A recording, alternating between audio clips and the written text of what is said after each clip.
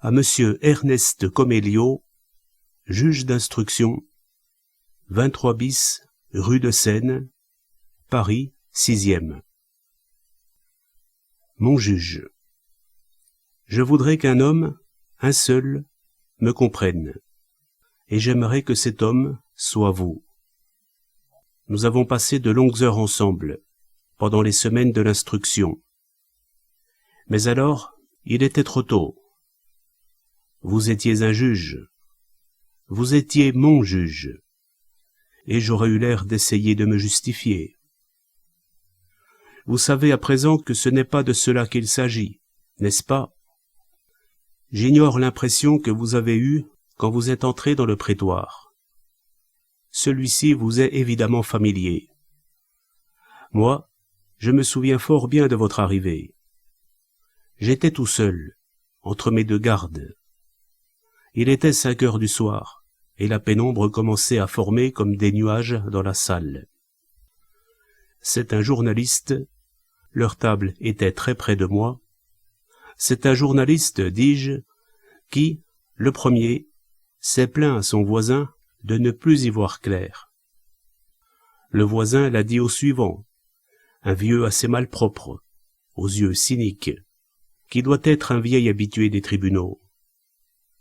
Je ne sais pas si je me trompe, mais je pense que c'est lui qui, dans son journal, a écrit que j'avais l'air d'un crapaud à l'affût. C'est un peu à cause de cela que je me demande quelle impression je vous ai faite. Notre banc, je parle du banc des accusés, est tellement bas que notre tête seule dépasse. Tout naturellement, j'étais amené à tenir mon menton posé sur mes mains.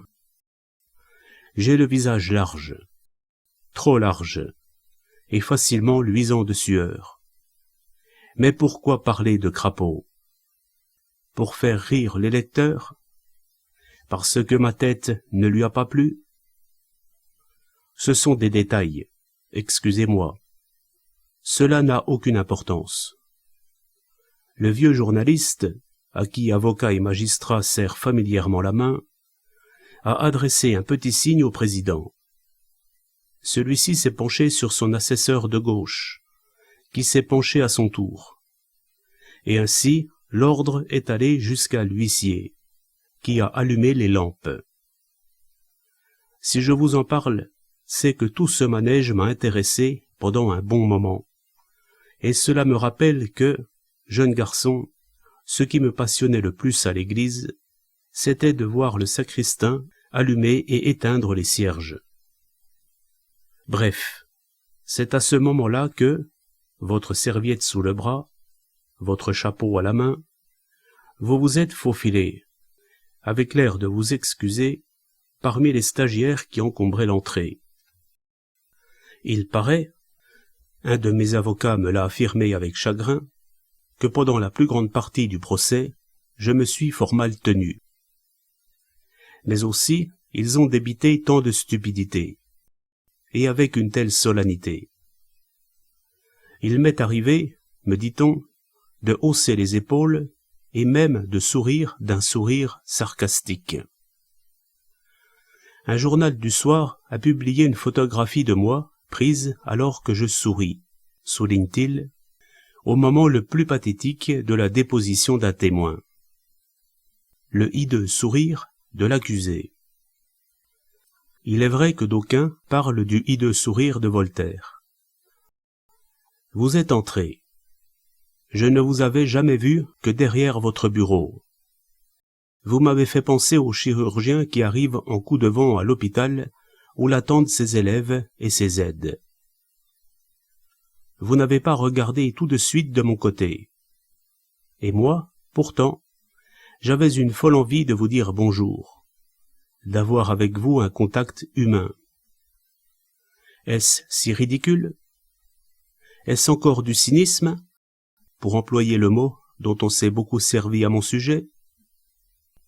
Il y avait 5 semaines que nous ne nous étions vus. Pendant les 2 mois de l'instruction, nous avions eu des entretiens presque quotidiens. Savez-vous que même l'attente dans le couloir, devant votre bureau, m'était un plaisir, et qu'il m'arrive encore d'y penser avec nostalgie. Je revois les portes sombres des juges, alignées comme dans un monastère. La vôtre, les bancs entre les portes, le plancher sans couleur, se perdant dans une perspective lointaine. J'étais entre mes deux gendarmes, et sur le même banc, sur d'autres bancs, se tenaient des hommes libres, des témoins mâles et femelles, parfois aussi des gens aux poignets chargés de menottes. On se regardait les uns les autres. C'est tout cela qu'il faudra que je vous explique. Mais je me rends compte que c'est une tâche presque impossible. Ce serait tellement plus facile si vous aviez tué, vous aussi. Tenez, pendant 40 ans, comme vous, comme les autres, j'ai été un homme libre. Personne ne se doutait que je deviendrais un jour ce qu'on appelle un criminel. Autrement dit, je suis, en quelque sorte, un criminel d'occasion. Eh bien, quand, dans votre corridor, j'observais les témoins, hommes ou femmes, parfois des gens que je connaissais, puisqu'ils étaient témoins dans ma cause, nos regards étaient à peu près ceux que peuvent échanger, par exemple, un homme et un poisson. Par contre, avec ceux à menottes, il se créait automatiquement une sorte de lien de sympathie. N'allez pas vous méprendre. Il faudra probablement que je vous en reparle plus tard. Je n'ai aucune sympathie pour le crime, ni pour l'assassin. Mais les autres sont par trop bêtes. Pardon, ce n'est pas non plus ma pensée exacte. Vous êtes entré, et justement, pendant la suspension d'audience, un peu plus tôt, après la lecture de l'interminable acte d'accusation, comment un homme de bonne foi peut-il accumuler sur un de ses semblables autant d'inexactitudes? Je venais d'entendre parler de vous. Indirectement. Vous connaissez la petite pièce dans laquelle les accusés attendent avant les séances et pendant les entr'actes. Cela fait penser aux coulisses d'un théâtre. Moi, cela me rappelait plutôt des souvenirs d'hôpital. Les parents qui attendent le résultat d'une opération. On passe devant eux. Nous passons devant eux. En causant de nos petites affaires. En enfilant nos gants de caoutchouc après avoir éteint notre cigarette. Un tel, il est nommé à Angers. Est-ce qu'il n'a pas passé sa thèse à Montpellier en même temps que... J'étais là, sur un banc luisant, comme les parents de malades. Des avocats passaient, achevaient leurs cigarettes, me regardaient vaguement, sans me voir, comme nous regardons le mari d'une patiente. Il paraît que c'est un type très bien. Son père était juge de paix à Caen. Il a dû épouser une des filles Blanchon. C'est de vous qu'on parlait de la sorte. Comme j'en aurais parlé, quelques mois plus tôt, que nous appartenions à un même monde.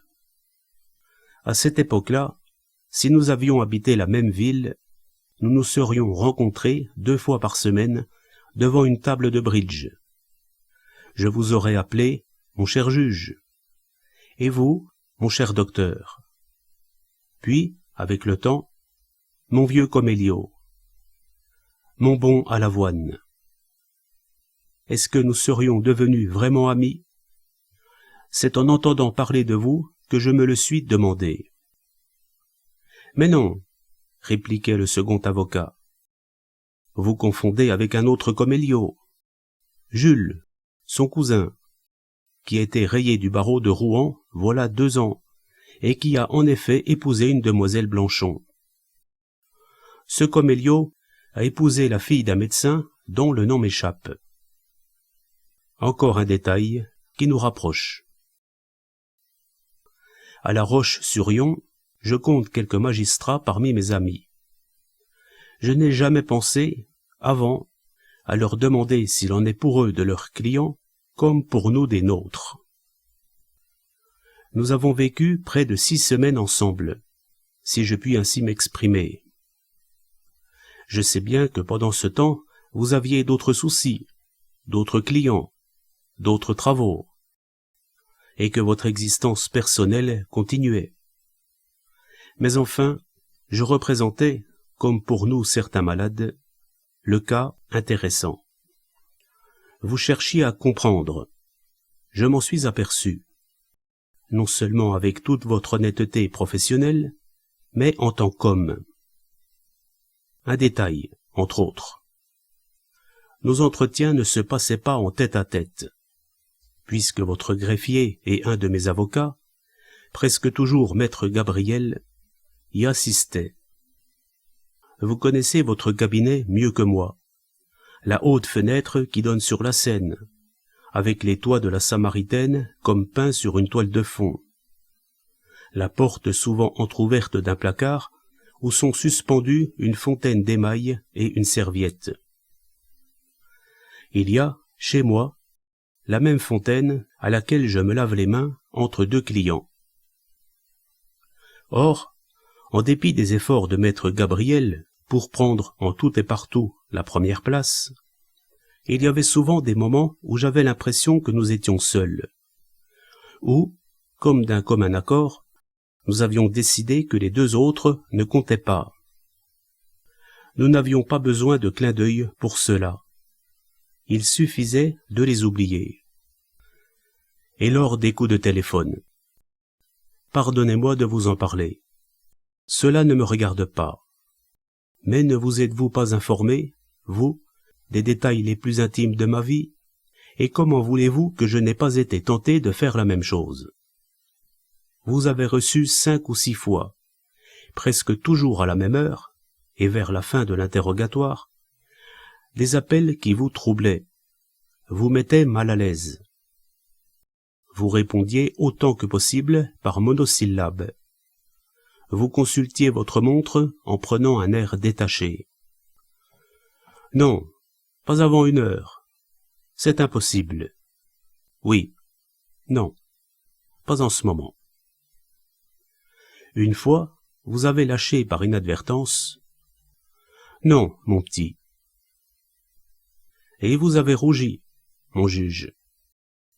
C'est moi que vous avez regardé, comme si moi seul comptais. Aux 2 autres, ou plutôt à maître Gabriel, vous faisiez de banales excuses. Je vous demande pardon de cette interruption, maître. Où en étions-nous? Il y a tant de choses que j'ai comprises, que vous savez que j'ai comprises. Parce que, voyez-vous, j'ai un immense avantage sur vous, quoi que vous fassiez. Moi, j'ai tué. Laissez-moi vous remercier d'avoir, dans votre rapport, résumé votre instruction avec autant de simplicité, avec une telle absence de pathétique, au point que l'avocat général en a été agacé, parce que l'affaire, selon un mot qui lui a échappé, prenait, raconté par vous, les allures d'un banal fait divers. Vous voyez que je suis bien renseigné.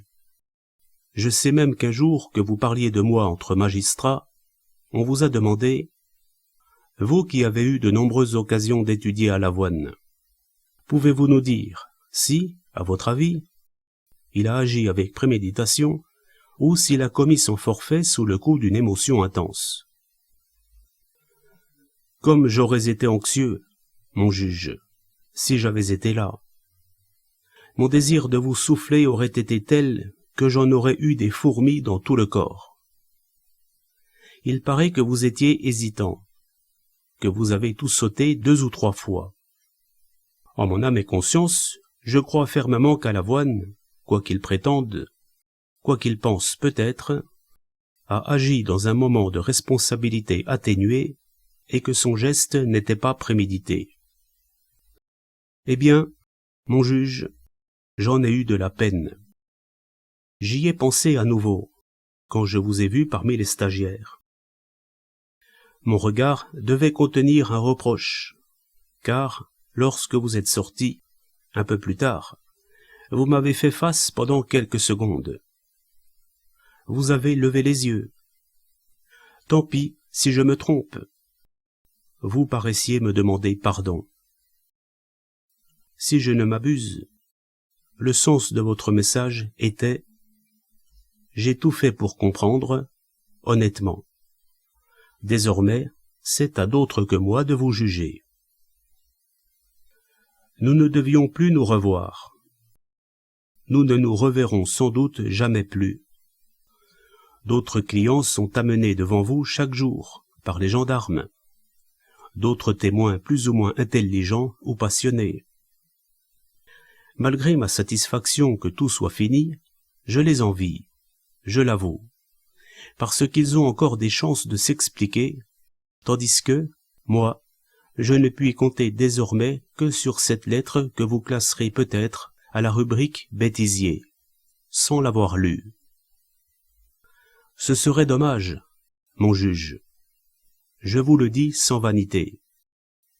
Non seulement dommage pour moi, mais dommage pour vous, parce que je vais vous révéler une chose que vous soupçonnez, une chose que vous ne voulez pas admettre, et qui vous tourmente en secret, une chose que je sais vraie, moi qui ai plus d'expérience que vous depuis que je suis passé de l'autre côté.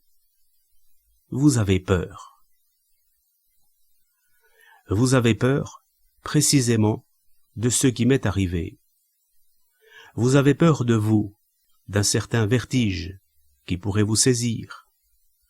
Peur d'un dégoût que vous sentez mûrir en vous à la façon lente et inexorable d'une maladie. Nous sommes presque les mêmes hommes, mon juge. Alors, pourquoi, puisque j'ai eu le courage d'aller jusqu'au bout, ne pas avoir celui de me comprendre en même temps? Je revois, en vous écrivant, les 3 lampes à abat-jour vert sur le banc des juges. Une autre sur celui de l'avocat général, et, à la table de la presse, une journaliste assez jolie, à qui, dès la seconde audience, un jeune confrère apportait des bonbons. Elle en passait généreusement à chacun autour d'elle, aux avocats, à moi-même. J'avais un de ces bonbons dans la bouche, tandis que vous veniez de jeter un coup d'œil à l'audience.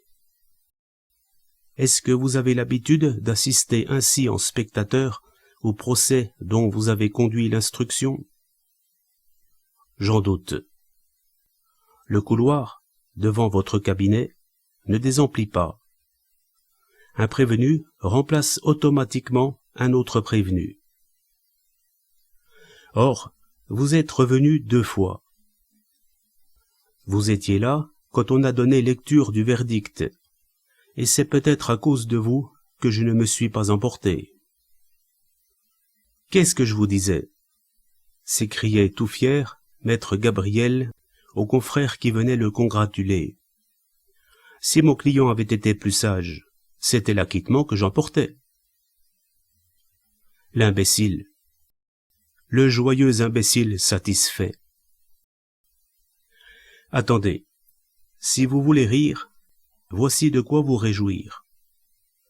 Un vieil avocat barbu, à la robe roussie, s'est permis de riposter.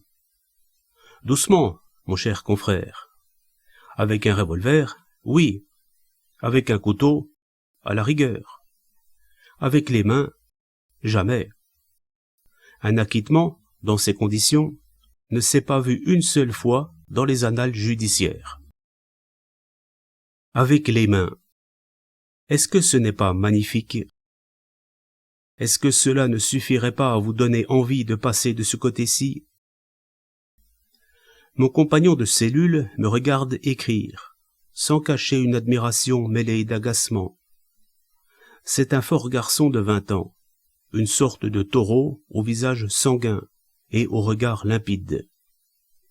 Il n'y a guère qu'une semaine qu'il est près de moi. Avant lui, j'étais flanqué d'un pauvre type mélancolique qui passait ses journées à se tirer sur les doigts pour en faire craquer les jointures. Mon taureau a tué une vieille débitante d'un coup de bouteille sur le crâne, une nuit qu'il s'était introduit chez elle pour faire la caisse, comme il dit simplement. Il paraît que le président s'est indigné. À coup de bouteille, vous n'avez pas honte? Et lui, est-ce que je pouvais deviner qu'elle serait assez bête pour crier?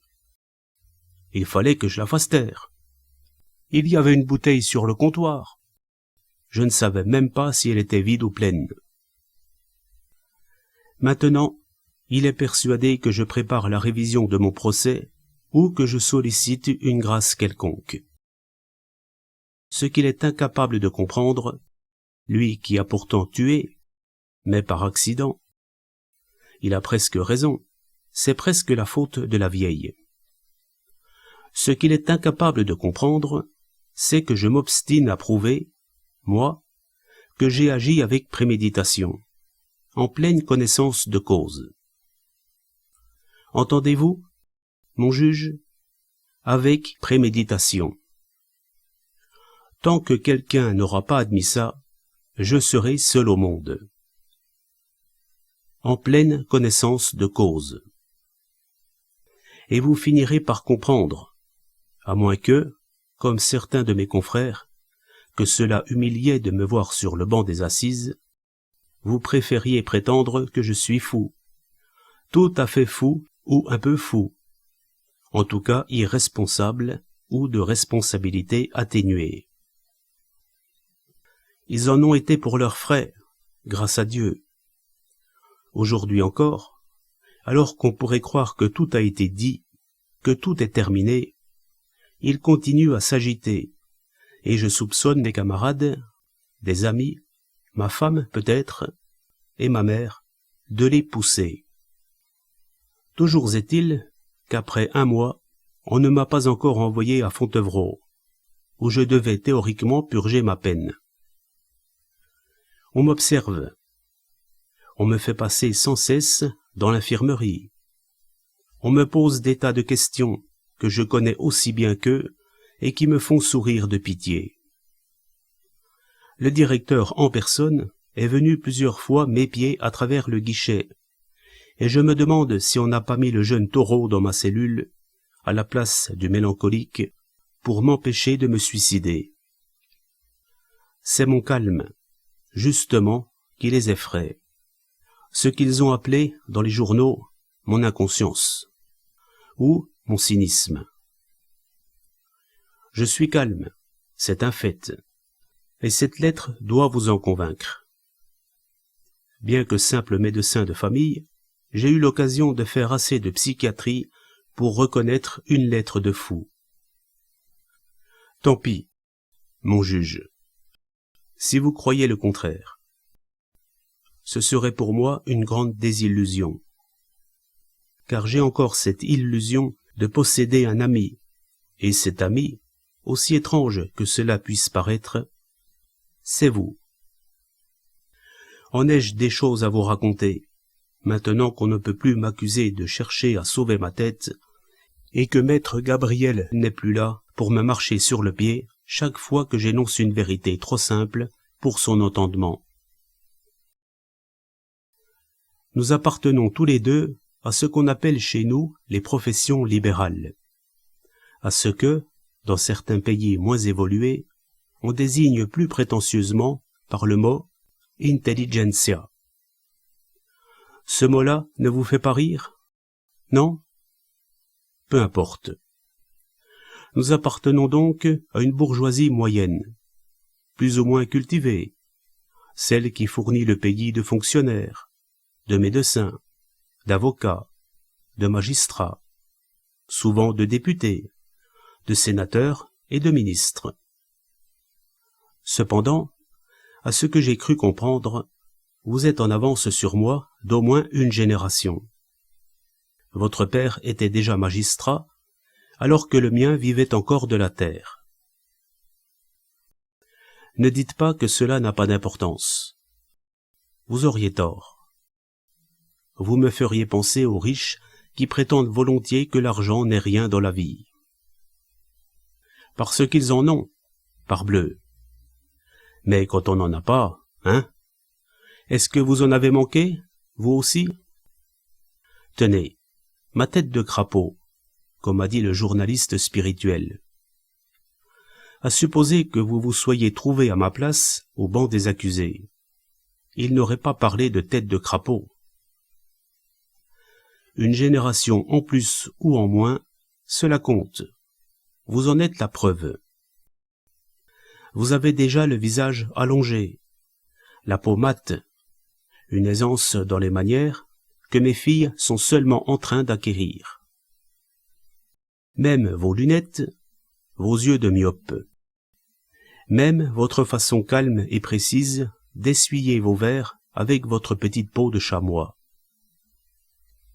Si vous aviez été nommé à La Roche-sur-Yon, au lieu d'obtenir un poste à Paris, nous serions vraisemblablement devenus camarades, sinon amis, comme je vous l'ai déjà dit, par la force des choses.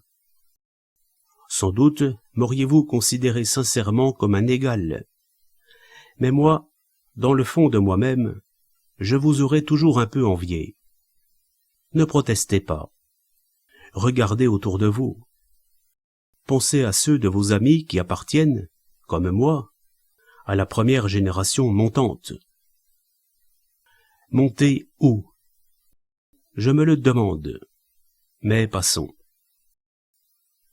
Vous êtes né à Caen, et je suis né à Bourgneuf, en Vendée. Un village à 1 lieue d'une petite ville qui s'appelle la Châtaigneraie. De Caen, il faudra que je vous reparle, car c'est dans cette ville que se situe un souvenir que je considère depuis peu, depuis mon crime, pour employer le mot, comme un des plus importants de ma vie.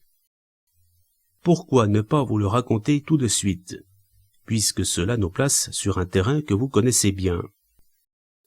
Je suis allé à Caen 10 de fois, car j'y ai une tante, une sœur de mon père, qui a épousé un marchand de porcelaine de la rue Saint-Jean.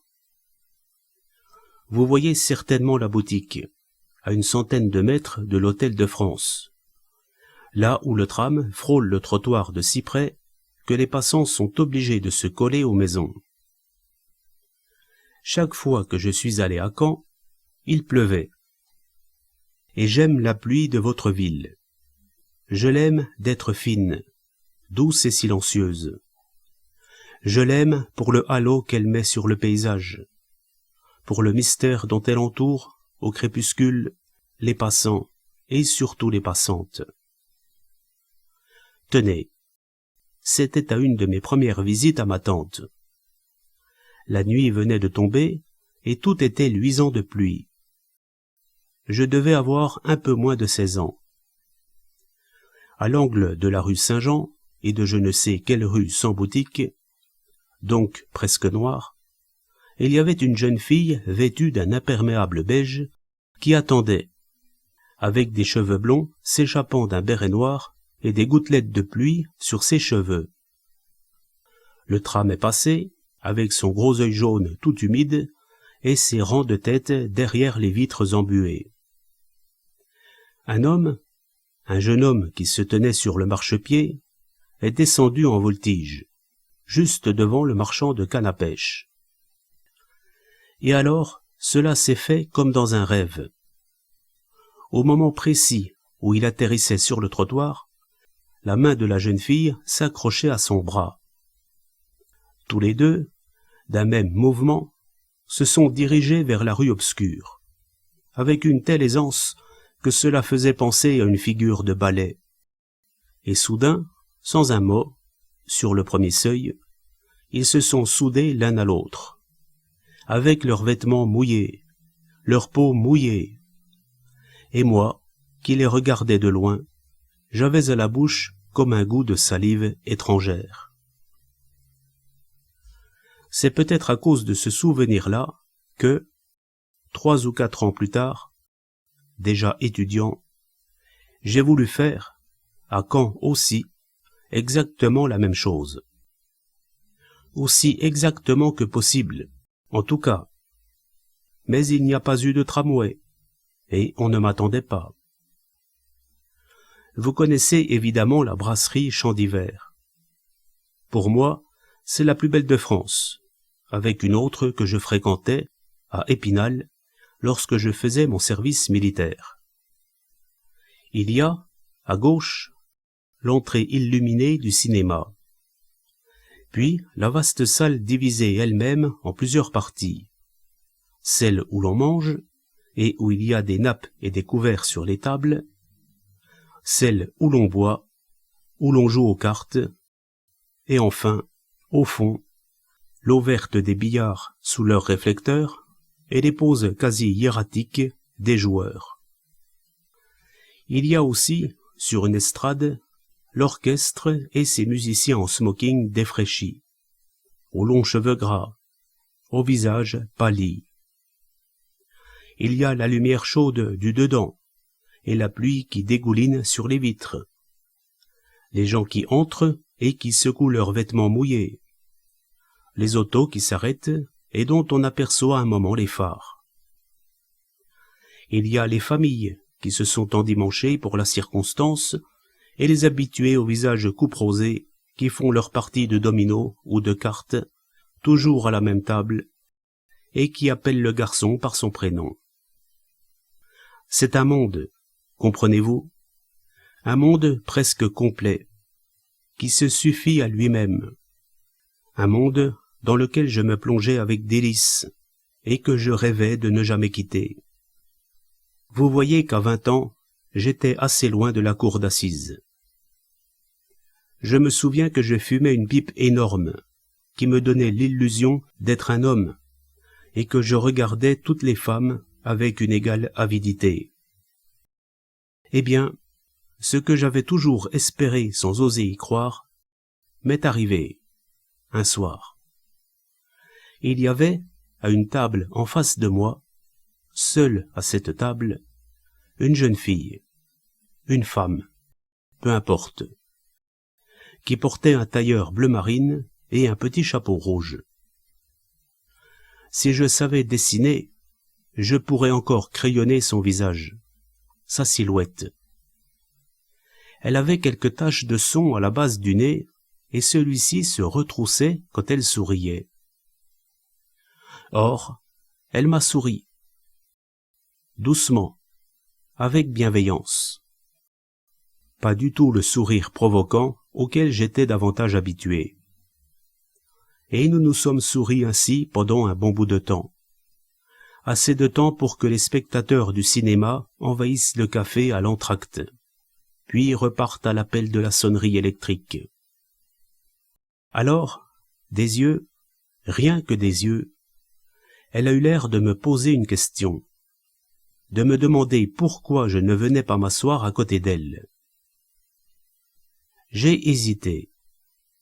J'ai appelé le garçon, payé ma consommation.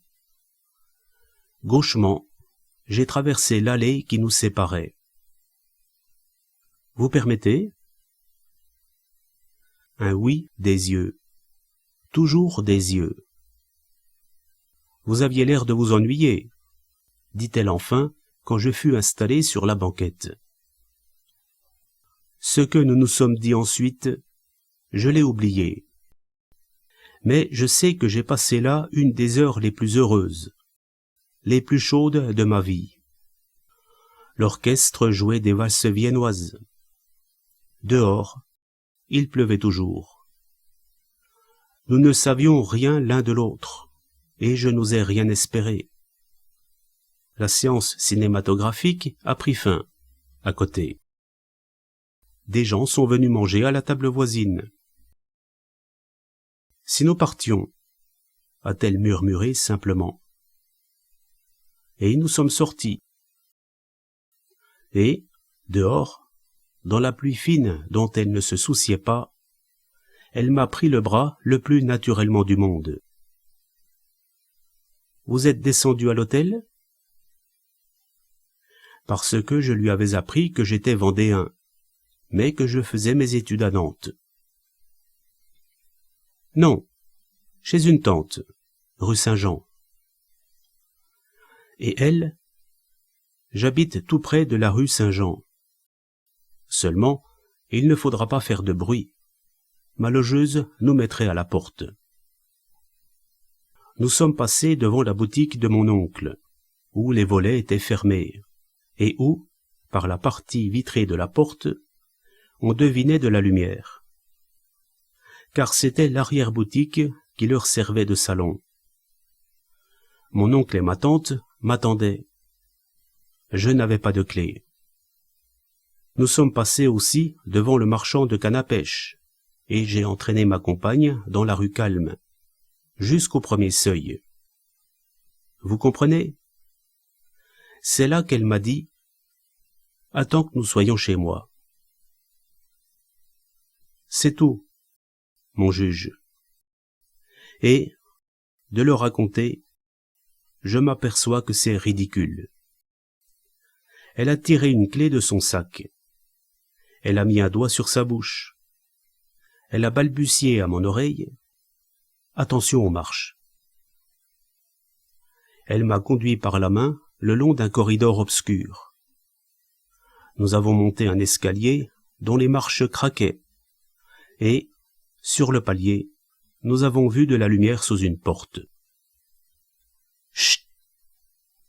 C'était la chambre de la logeuse. Celle de Sylvie était à côté.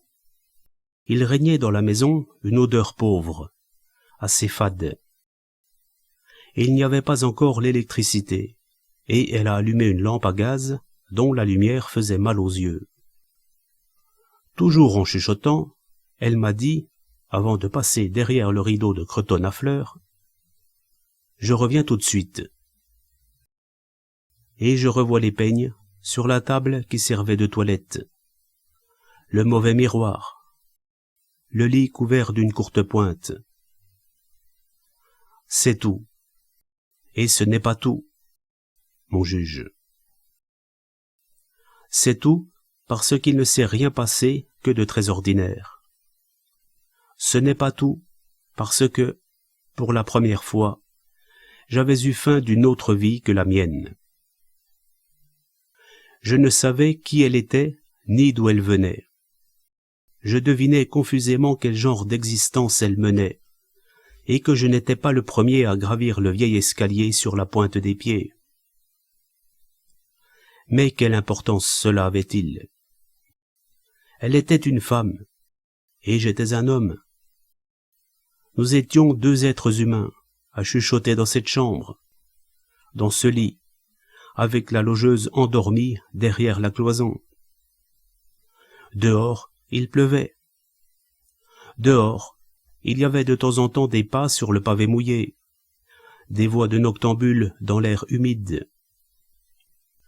Ma tante et mon oncle m'attendaient dans leur arrière-boutique et devaient s'inquiéter.